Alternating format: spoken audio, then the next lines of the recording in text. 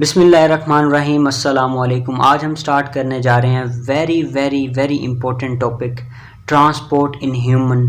ये एक ऐसा टॉपिक है जो कि आपकी जान कभी भी नहीं छोड़ने वाला, और ये एक ऐसा टॉपिक है अगर आप एमबीबीएस करेंगे, अगर डॉक्टर बनेंगे और आगे अपनी लाइफ को परस्यू करेंगे, एक प्रोफेशनल कैरियर की तरफ जाएंगे, या बायोलॉजी में कहीं लेबॉर्ट्री में जाएंगे, या पैथोलॉजी की किसी ब्रांच में जाएंगे, तो इन सारी ब्रांचेस में इसका बड़ा एक अहम किरदार है इस ट्रांसपोर्ट इन ह्यूमन का। As I am a student of MBBS, almost मैं एमबीबीएस ख़त्म करने वाला हूँ। ये चीज़ें अभी तक इनके कॉन्सेप्ट अगर बंदे को ना हो तो बंदा जो है एक अच्छा डॉक्टर नहीं बन सकता, और एक अच्छा फिजिशियन नहीं बन सकता, एक अच्छा डायग्नोसिस नहीं बना सकता जब तक बंदे को इन चीज़ों का ना पता हो। तो आपको इन चीज़ों का अंदाज़ा ज़रूर होना चाहिए। ये वेरी इंपॉर्टेंट टॉपिक है और आपने इसको गौर से समझना है। और अगर आप चैनल पे मेरे नए हैं तो I am M B B S student, my name is Umair and I am going to teach you biology as you know. और मेरी एक ही रिक्वेस्ट है आप सब लोगों से कि आपने मेरे चैनल को ज़रूर सब्सक्राइब करना है। Thank you so much. चलें स्टार्ट करते हैं अपनी वीडियो को। ठीक हो गया?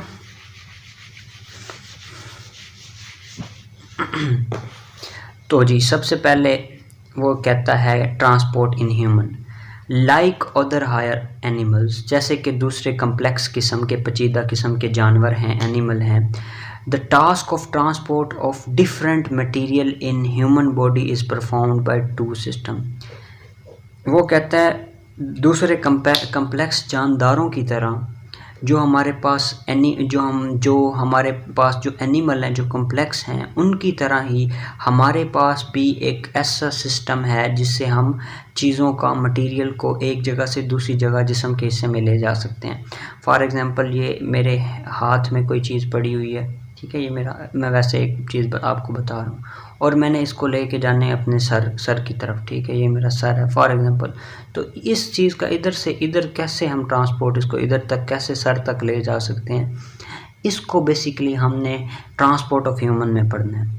ठीक है, दो सिस्टम है हमारे पास, एक ब्लड सर्कुलेटरी सिस्टम है और एक लिम्फेटिक सिस्टम है, जिनके ज़रिए हम जिस्म में जितने भी मटेरियल्स हैं उनको एक जगह से दूसरी जगह ट्रांसपोर्ट कर रहे होते हैं। ठीक हो गया? और उसके अलावा कुछ मैकेनिज़्म है जो हम सेल में कर रहे होते हैं, जैसे कि डिफ्यूजन, एक्टिव ट्रांसपोर्ट और फैसिलिटेटेड डिफ्यूजन। ये चीज़ें भी ट्रांसपोर्ट का ही हिस्सा हैं, लेकिन ये सेल के अंदर जो ट्रांसपोर्ट हो रही होती है। अभी हम पढ़ रहे हैं ह्यूमन बॉडी में जो ट्रांसपोर्ट हो रही है उसके हवाले से। ठीक है, the two systems are well coordinated. ये दोनों सिस्टम कौन कौन से? एक तो हो गया ब्लड सर्कुलेटरी सिस्टम। इसको ब्लड सर्कुलेटरी क्यों कहते हैं? क्योंकि इसमें ब्लड सर्कुलेट कर रहा होता है, ब्लड इसमें चल फिर रहा होता है सिस्टम में। ठीक है, और एक लिम्फेटिक सिस्टम, इसको लिम्फेटिक सिस्टम इसलिए कहते हैं कि इसके अंदर लिम्फ जो होता है वो चल फिर रहा होता है। ठीक है, तो ब्लड सर्कुलेटरी सिस्टम में ब्लड होता है और कुछ और ऑर्गन्स होते हैं, उनके बारे में हम पढ़ेंगे, और लिम्फेटिक सिस्टम में लिम्फ होता है। ये दोनों सिस्टम आपस में एक दूसरे के साथ अच्छे तरीके से मंसलिक होते हैं, अच्छे तरीके से जुड़े होते हैं, हम आंगी के साथ काम कर रहे होते हैं। Here we will go into the details of human blood circulatory system. अब यहाँ पे हमने सिर्फ इस चैप्टर में सिर्फ और सिर्फ एक सिस्टम पढ़ना है, वो ह्यूमन ब्लड सर्कुलेटरी सिस्टम है। उसको कार्डियोवैस्कुलर सिस्टम भी कहते हैं। कार्डियो का मतलब जहाँ पे होगा, जैसे आपने देखा होगा, आपने सुना होगा, एक कॉमन सी टर्म यूज़ होती है हमारी सोसाइटी में, कार्डियोलॉजिस्ट। कार्डियोलॉजिस्ट, ठीक है, ये एक टर्म यूज़ होती है। इसका यही मतलब होता है कि दिल का डॉक्टर होता है कोई। ठीक है, अब देखें, कार्डियो का लफ्ज़ जहाँ पे भी आएगा ना, उसका मतलब सीधा सीधा मतलब होगा दिल। तो आज आपने ये ज़हन नशीं कर लेना है कि जहाँ पे कार्डियो का लफ्ज़ आएगा ना, उसका मतलब है दिल की बात हो रही है।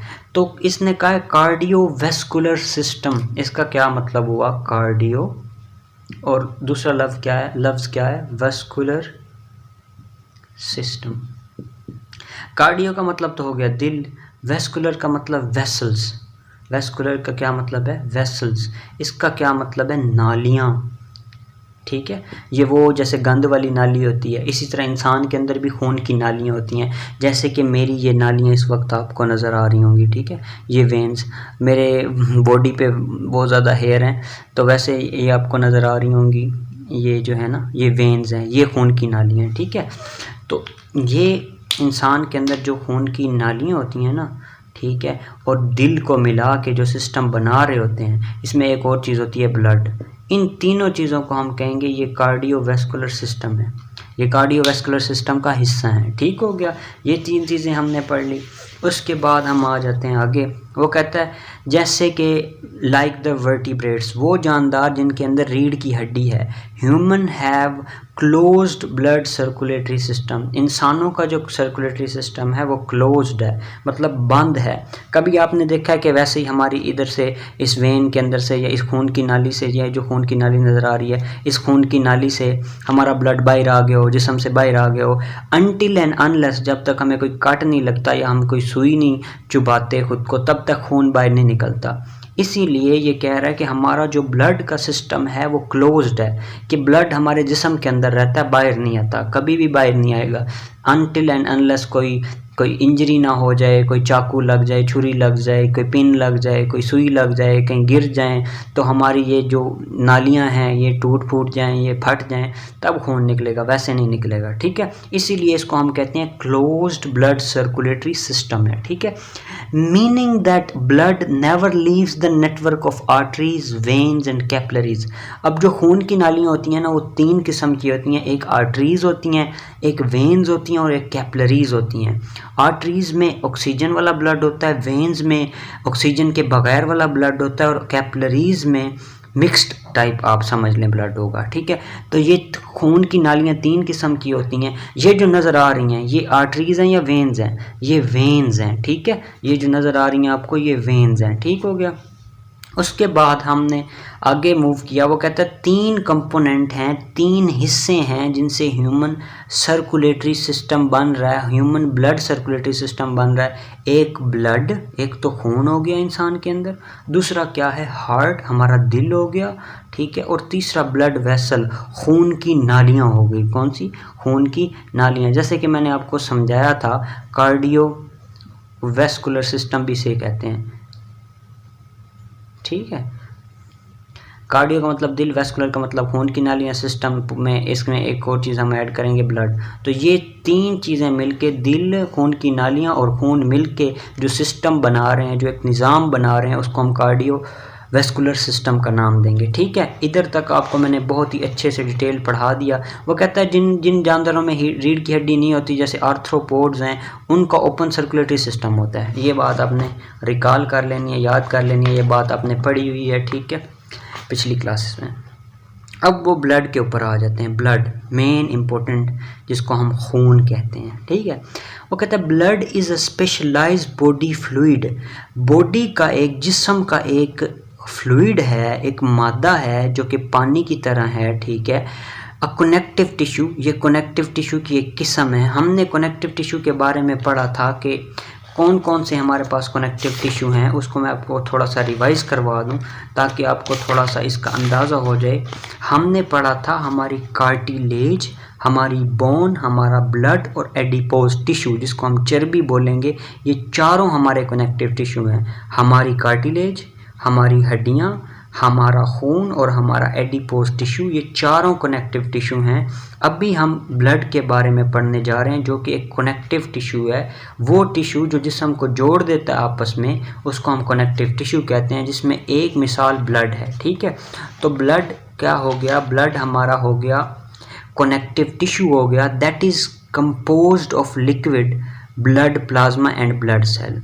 अब जो ब्लड है ना भाई, वो दो चीज़ों से मिलकर बना है, एक ब्लड प्लाज्मा और एक blood cells. The weight of blood in our body is 1/12 of our body. जितना हमारा वज़न है जिस्म का, उसको हम अगर 12 से डिवाइड कर दें, 12 से डिवाइड कर दें, 12 से तकसीम कर दें, 12 से तकसीम कर दें, तो जो जवाब आएगा उतना ब्लड हमारे जिस्म में होगा। एक अडल्ट के एन एवरेज अडल्ट, एक एवरेज अगर अडल्ट को देखा जाए, नौजवान बंदे को देखा जाए, तो उसकी बॉडी में 5 लीटर ब्लड पाया जाता है। उसकी बॉडी में कितना ब्लड पाया जाता है? 5 लीटर ब्लड पाया जाता है इन अ हेल्दी पर्सन। और एक हेल्दी बंदे को देखा जाए तो उसके अंदर 55% जो है क्या है, ब्लड वॉल्यूम जो है वो प्लाज्मा है। 55% ब्लड वॉल्यूम का क्या है? प्लाज्मा है। और उसमें सेल या सेल लाइक बॉडीज़ जो हैं 45% ऑफ वॉल्यूम है। ठीक हो गया, यहाँ तक बात समझ आ गई। इसको मैं पैरे को एक्सप्लेन करता हूँ अभी ये ख़त्म करके।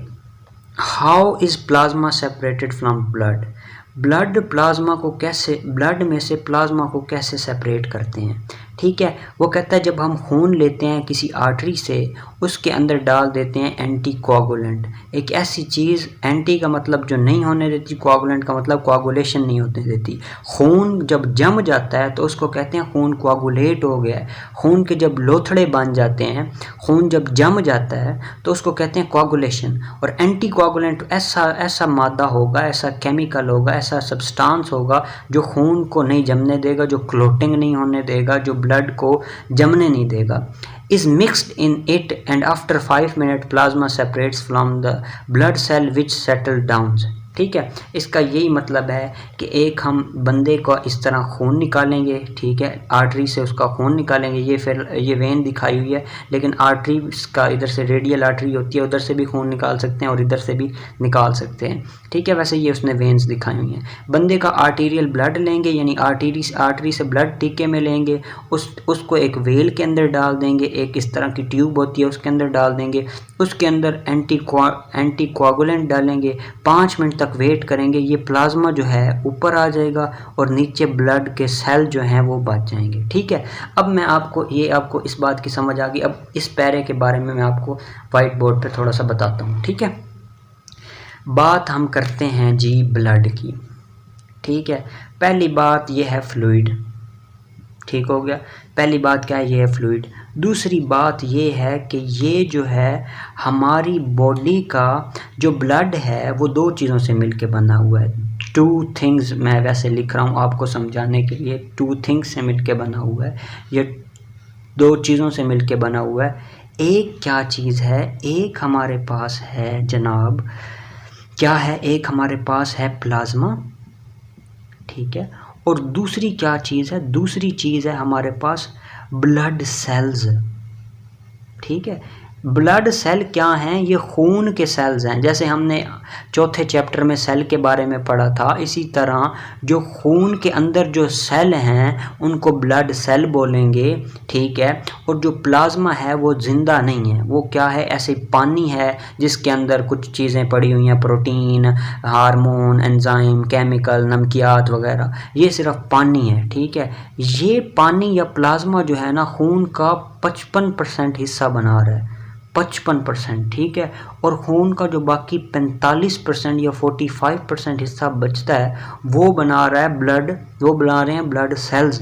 वो क्या बना रहे हैं? ब्लड सेल्स बना रहे हैं। इतनी बात क्लियर हो गई। ठीक है, ये सारी बातें, ये जो है इम्पोर्टेंट बातें हैं ये जो उस पैरे में हैं, इतनी बातें आपको याद रखनी चाहिए, बहुत ज़रूरी हैं। ठीक हो गया, नेक्स्ट मूव करते हैं अगले टॉपिक की तरफ, जो कि है blood plasma.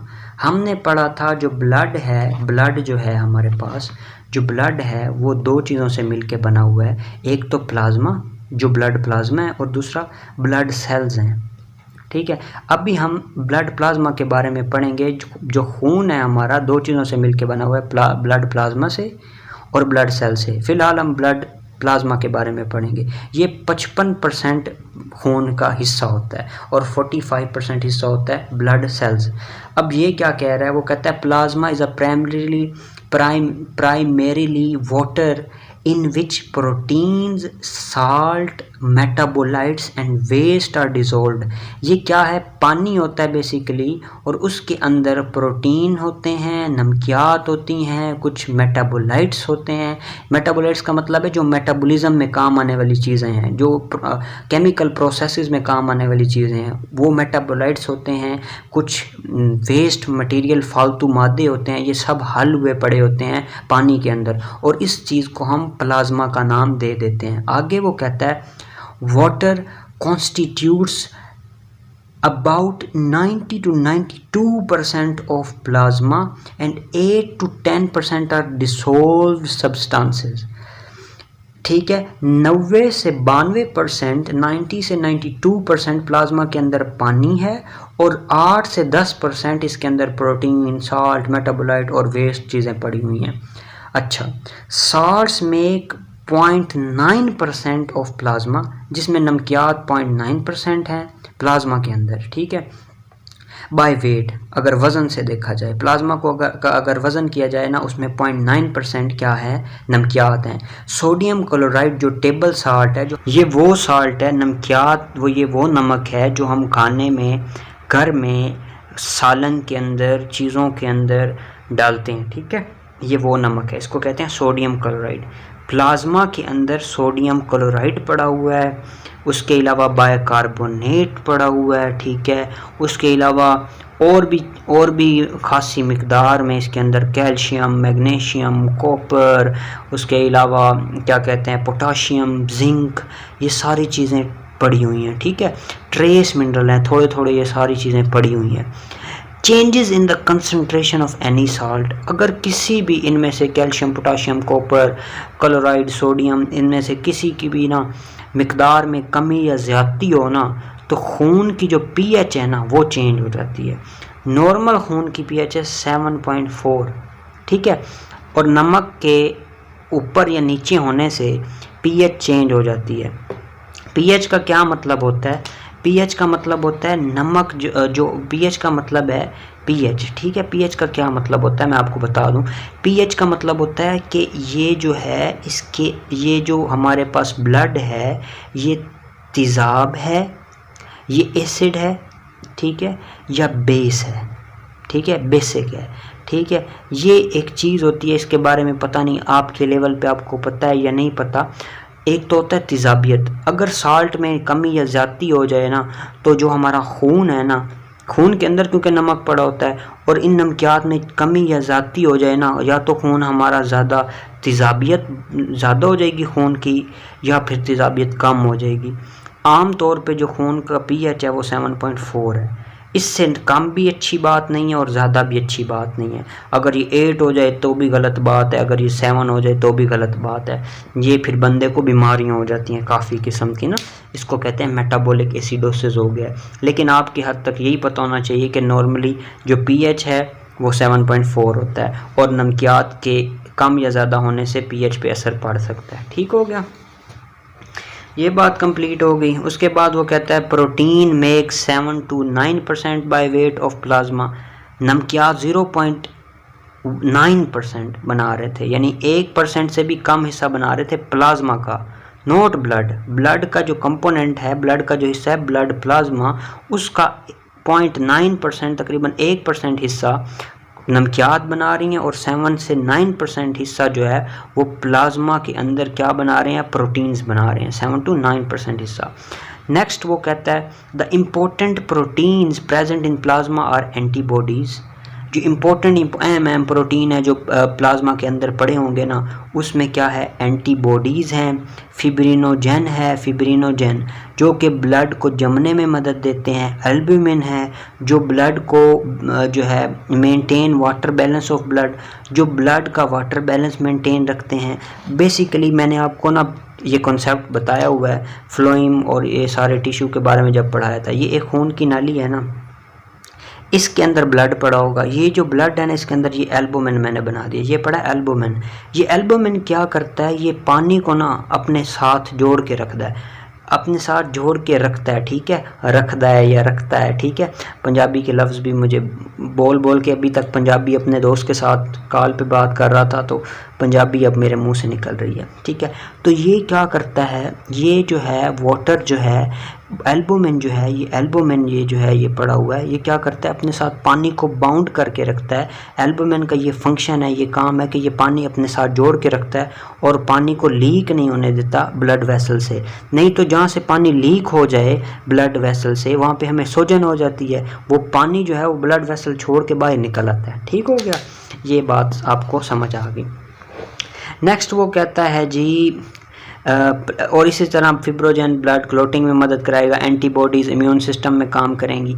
Plasma also contain the digestive food, plasma के अंदर आल्सो जो हम खुराक हमने जो खाई होती है वो भी वहीं पे फिर रही होती है। डाइजेस्टिव सिस्टम से जो खुराक आई होती है ना वो भी खून में ना छोटे छोटे पार्टिकल बन के फिर रही होती है। नाइट्रोजनस वेस्ट, कोई गंद शंद भी उस खून के अंदर होता है, नाइट्रोजनस वेस्ट जो नाइट्रोजन वाला वेस्ट होता है वो भी होता है, और हार्मोन्स भी इसी के अंदर होते हैं। रिस्पायरेटरी गैसेस भी इसके अंदर होते हैं जिसमें कार्बन डाइऑक्साइड और ऑक्सीजन होती है, वो भी प्लाज्मा के अंदर पड़ी होती है। इतनी बात आपको समझ आई। छोटी सी और बात समझाऊंगा और उसके बाद ये वीडियो एंड करते हैं, फिर हम ब्लड सेल्स के बारे में पढ़ेंगे एक और अच्छी सी वीडियो में। देखें, अभी तक मैंने बताया कि ये देखें, अगर मैं एक कंटेनर बनाऊँ ना समझाने के लिए, उसके अंदर ना पानी डाल दूँ, ठीक है, पानी के अंदर मैं साल्ट डाल दूँ, पानी के अंदर मैं प्रोटीन डाल दूँ, पानी के अंदर मैं हार्मोन्स डाल दूँ, ठीक है, पानी के अंदर मैंने हार्मोन्स डाल दिए, प्रोटीन डाल दिए, साल्ट डाल दिए, कुछ वेस्ट डाल दूँ, तो ये जो मिक्सचर बन जाएगा और इन सबको ना मिला दूँ, ये जो मिक्सचर बन जाएगा ना इसको मैं बोलूँगा ये मेरा प्लाज्मा बन गया, ठीक है। ये आपको एक रफ समझाने के लिए। और इसके अंदर अब मैं अगर जानदार चीज़ें डाल दूँ, जानदार चीज़ क्या डालूँगा जिसके अंदर जान है, वो है सेल्स।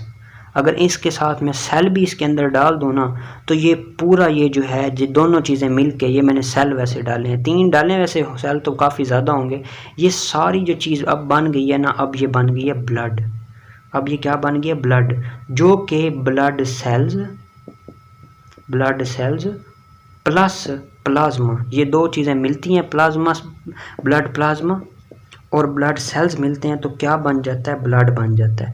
इतनी आपको बात समझ आ गई है तो मुझे सारी आपको अभी तक जो भी समझाया है और मुझे ये खुशी होगी कि आपको समझ आ गई है। इसके अलावा कुछ और पॉइंट्स आपको बता दूं।